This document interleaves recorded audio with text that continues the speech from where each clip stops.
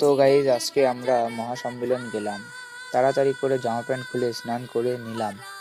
তারপর আমি দেখি ছেলে পেলে এসে আমাদের সিঁড়িতে কেউ বসে আছে, কেউ হাসাহাসি করছে, কেউ গেম খেলছে। তারপর আমি রেডি হয়ে এসে দেখি ওরা ডাংখাও বাজানো শুরু করে দিয়েছে। তারপর আমরা স্কুল মাঠে এসে কালী মায়ের দর্শন করতে করতে দেখি যে গাড়ি লোকে ভরে গেছে। তাই আমরা লাইনের অটোয় উঠে এলাম। তো অটো ভিড় ছিল বলে আমরা কয়েকজন পিছনে দাঁড়িয়ে গেলাম আর দুজন ভেতরে ছিল।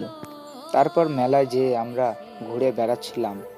তারপর দেখি এক সুন্দর একটা কুকুর। তাই সবার খিদে পাচ্ছিল বলে আমরা খেতেও বসে পড়লাম। খাওয়া দাওয়া শেষ করে আমরা বাড়ির উদ্দেশ্যে রওনা নিলাম। আমরা কোনো জায়গা থেকে আসলে ডাংখা এইভাবে বাজাতে বাজাতে বাড়ি ঢুকতাম।